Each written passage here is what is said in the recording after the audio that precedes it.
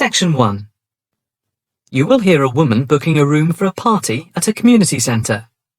First, you have some time to look at questions 1 to 4.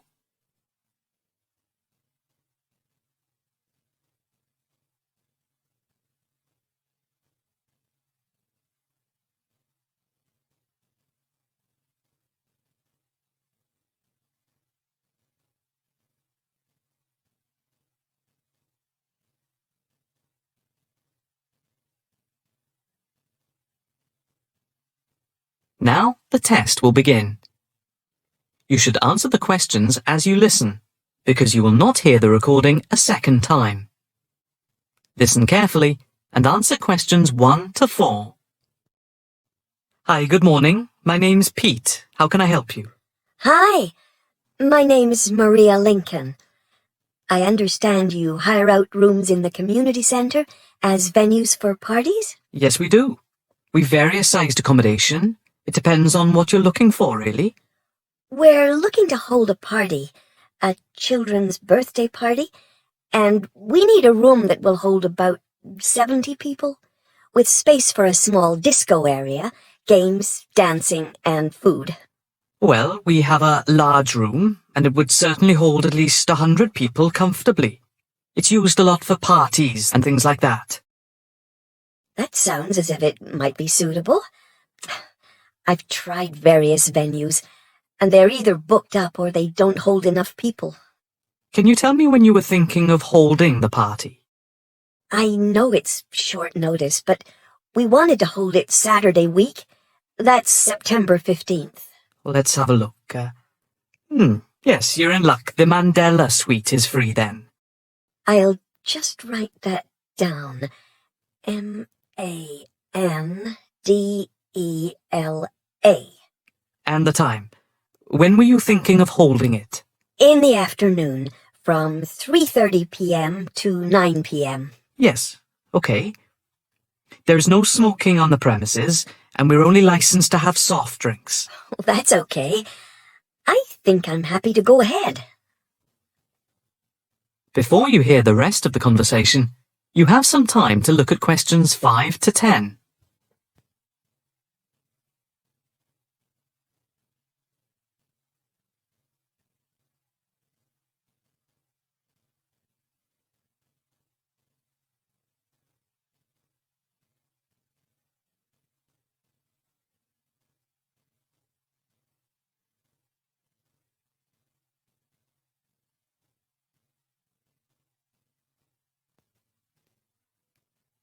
Now listen and answer questions 5 to 10.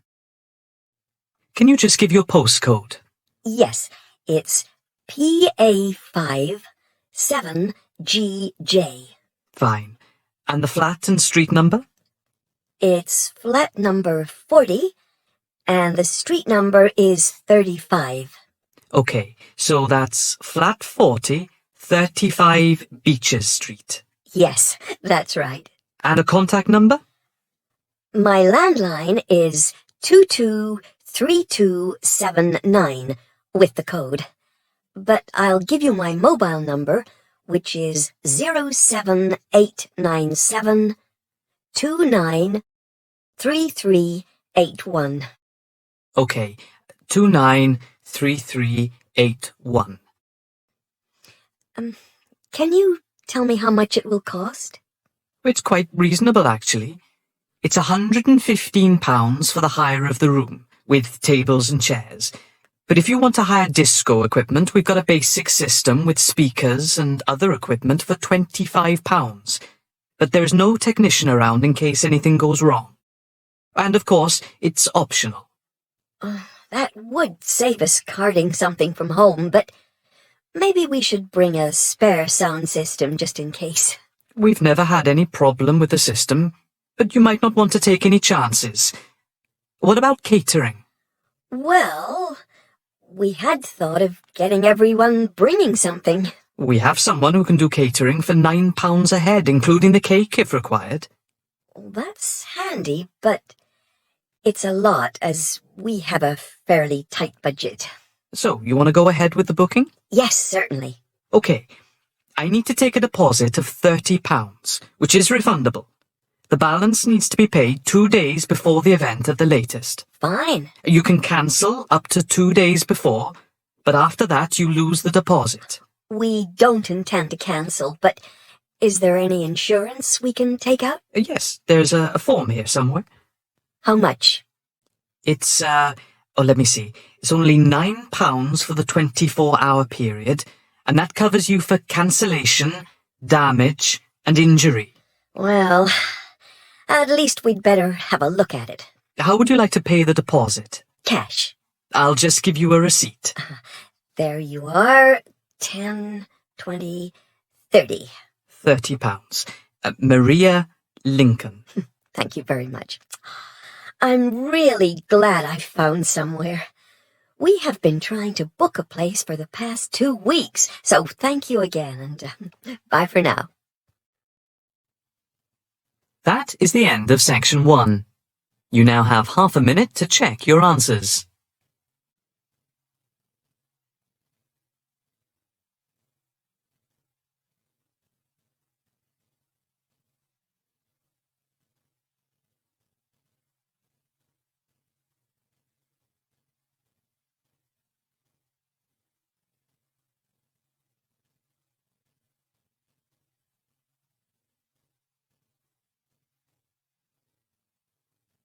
Now turn to section 2.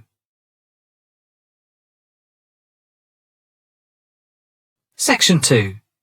You will hear a talk on the radio about grass roofs.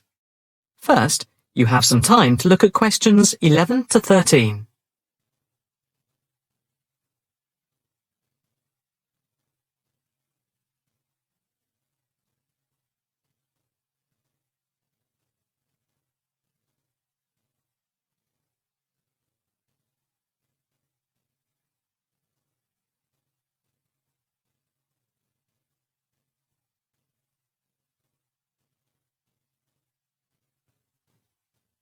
Now listen carefully and answer questions 11 to 13.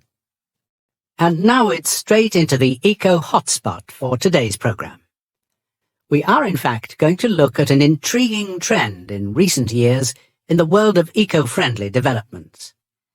There has been a constant stream of new green products coming onto the market for the environmentally conscious. A new departure, which I feel needs greater attention drawn to it, is the increasing interest in grass roofs. Environmentalists sing the praises of grass roofs as interest in sustainable ecological building has led to the greening of the rooftops of residential and commercial buildings around the world. And what does this type of roof consist of? Instead of tiles, which allow water to run off and create flash flooding, the roof has a waterproof underlay, which is laid over the roof deck. This waterproof layer is then covered with layers for insulation and drainage. Then, on top of the insulation and drainage layer, is added a final layer of soil or crushed stones for the plants and/or grass to grow on. The roof can be planted with wildflowers to add colour and life to your rooftop. Before you hear the rest of the talk, you have some time to look at questions 14 to 20.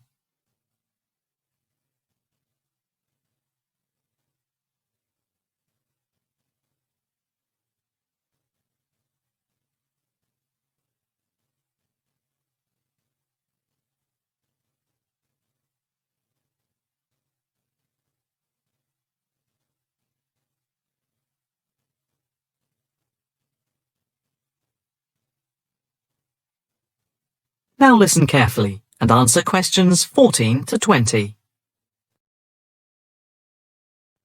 As for the benefits of grass roofs, in spring and in summer they're very pretty as flowers spring into bloom. Moreover, in summer, grass roofs are of particular benefit in cities because they keep any building cool by reflecting the sun's rays. In winter, the grass roofs insulate the building, helping to prevent heat loss. The roofs require little maintenance and are better than any other roofing material. They encourage biodiversity by attracting bees and birds. And they absorb water runoff, which helps prevent flash flooding. In fact, the gravel layer retains 71% of the rainwater that falls, thus helping to prevent flash flooding. In winter, the brown soil is a bit more evident, which can look unattractive if the roofs are not tended carefully. But that is a price worth paying, and I would say that they come highly recommended by those who have them. If you compare grass roofs with tiles, the latter do certainly look very tidy, but at a price to the future of the planet. The main drawbacks of tiles, though, are the water runoff and the absorption of heat from the sun's rays in summer. So, if we are to save the planet from the ecological point of view, tiles do not come recommended. The only roof that I can think of which has similar ecological credentials to the grass roof is the thatched roof. Thatched roofs are good insulators and very attractive, but very pricey and not ideal for cities. How can we make more of our roofs green? That is, how can people be persuaded to install grass roofs? The World Green Roof Conference in Australia was a very good start. At a grassroots level, the best way to raise the profile of grass roofs is to make them trendy by highlighting them in fashionable magazines, so that people begin to feel that they cannot do without them. But the idea I like best is holding competitions for the best designed grass roofs. Next week, Eco Hotspot is going to look at...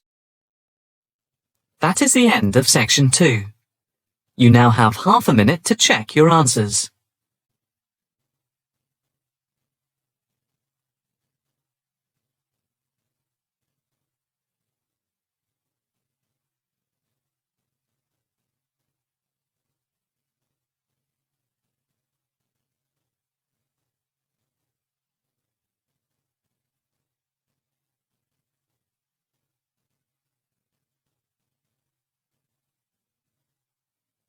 Now turn to section 3.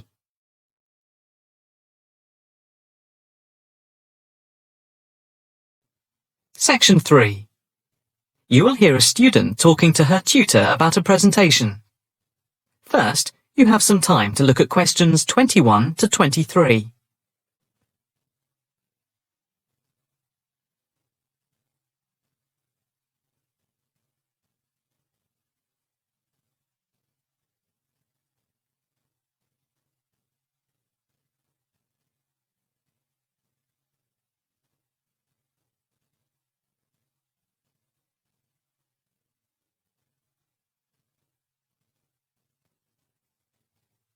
Now listen carefully and answer questions 21 to 23.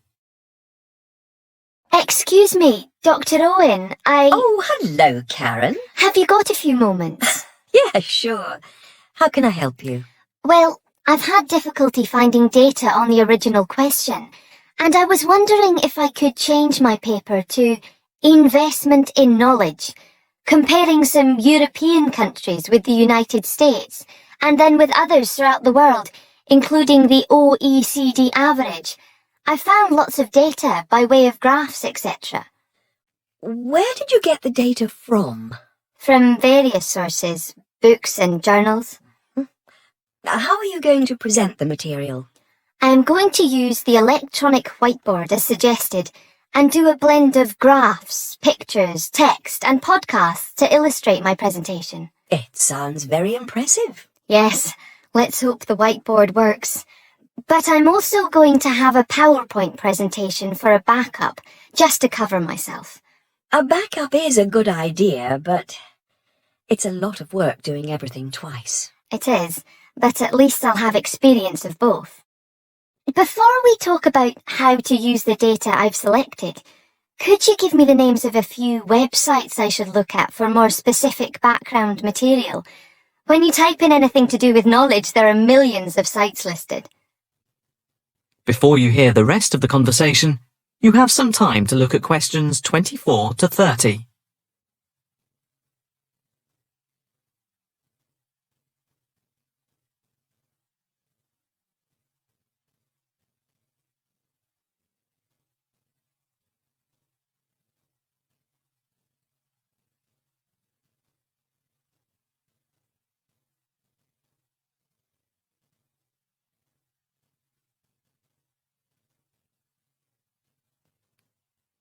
Now listen carefully and answer questions 24 to 30. Let's see. Oh, I'll print you off this list.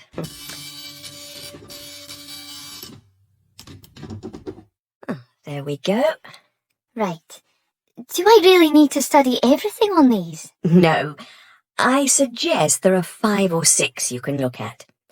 The one you have to go through is the IT department section on the university site, which is www.kmul.org. It has articles by all of us in the department and has links to useful information, so I think it is essential to look at this. Okay, I've already been on it, but I'll tick that one as a must read. And there's a site which is hosted by Pollock. It's investmentit.com. All you need to do is to skim the abstracts of the articles on the site. They'll give you a general idea about the effects of investment in knowledge. Yes, that sounds good. It cuts out having to read everything. What about this one? knowledgejournal.com. If I remember, it's not that useful. I would say that there are very few things that you need to read there. Then there's itknowledgereview.com. It's got loads of articles, but it's probably best just to read those that have come out in the last term or so. Do you have to subscribe? No, it's free from the university library.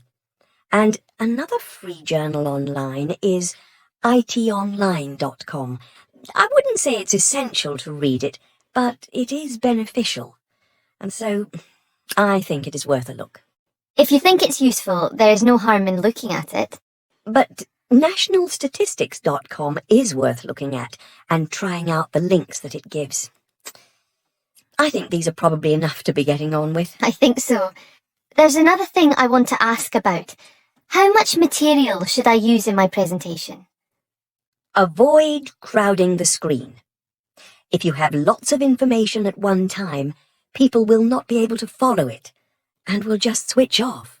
That's worth remembering. I've been in lectures where there was too much detail on the screen and it was impossible to read quickly. But what about visuals? Do you think it's okay to mix visuals and text? Visuals are very useful, but they must be relevant, or else people will get confused about what they mean and why they are there, and they won't pay attention to what you are saying. So be careful. From what I can see, you have the makings of a very good presentation. Thank you. That is the end of section 3. You now have half a minute to check your answers.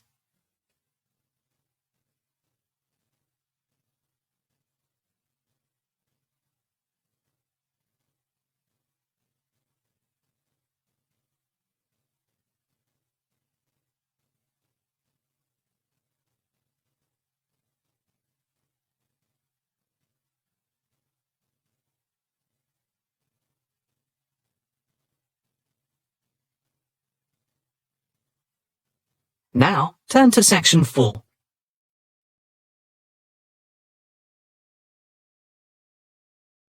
Section 4.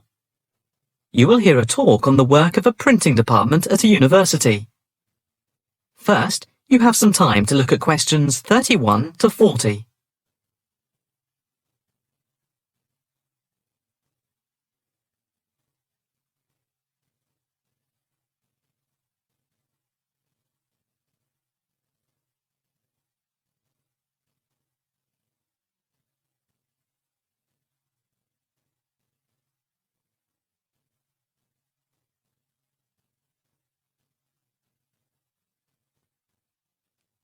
Now listen carefully and answer questions 31 to 40.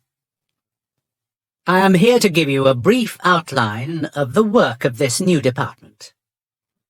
The Department of the Printed Word has a very short history, having been created just 10 years ago. Some statistics to start with. The first intake of undergraduate students consisted of 20 students, which rose to 37 in the second year. And we now have about 50 in the first year, doing a wide range of courses, full and part-time. We have a thriving research department with 17 students on the taught MA course and 7 students doing research full-time. In all, we have 9 full-time lecturers and 16 part-time lecturers who work mainly but not exclusively in our evening department. Of the total student body, approximately 21% are from outside the country, a number which has been increasing steadily over recent years. Although students from overseas have to reach a minimum level of competence in English before they follow a course at the university, some may require remedial help with their English, and we can offer help through the Student Support Services as part of the general assistance given to all students. For home students, both graduate and undergraduate, there are bursaries to help with travel and accommodation, for which I would advise you to contact Mrs. Riley at the end of this session. Increasingly, we are forging external links with organisations in the publishing world.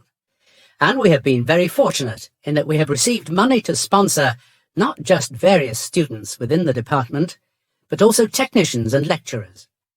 Each year we hold a series of lectures which are given by external speakers in the world of printing and the media. The series of workshops that you see around you have been built thanks to a very generous donation which has allowed us to develop our facilities for bookbinding and restoration. Now, the main work of the department relates to teaching the mechanism of printing. And as most printing is now so highly technological, all our students have to be computer literate.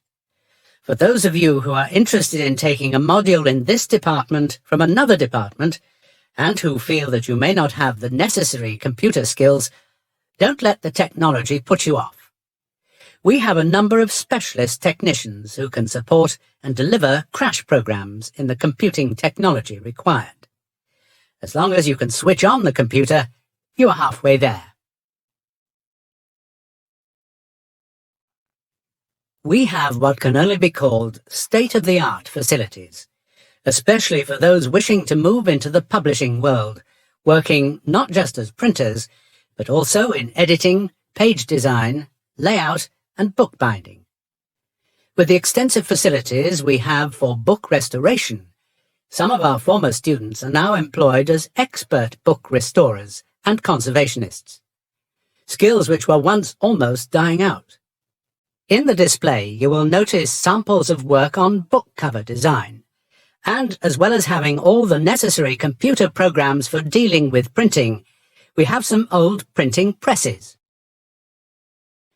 Despite being largely a modern department, we do have an increasing interest in research into the history of the printed word, ranging from early European to Chinese and Japanese printing techniques. We have in fact some very well-known experts on early printing in Europe in the 15th and 16th centuries. If this area appeals to you, you can talk to Dr. Fred Clare afterwards. From China, we're lucky to have as a visiting lecturer Dr. Yu, who is an authority on early Chinese manuscripts and printing machines. If you're thinking about doing a module with us, or you are interested in doing research after you have finished your first degree, the person to talk to is Professor Clarkson, who will be able to give you all the details. For postgraduate research, you should really be thinking about applying now, even though we are only in December, as the department now attracts large numbers of people, and we always have many applications for each research position. That is the end of section 4. You now have half a minute to check your answers.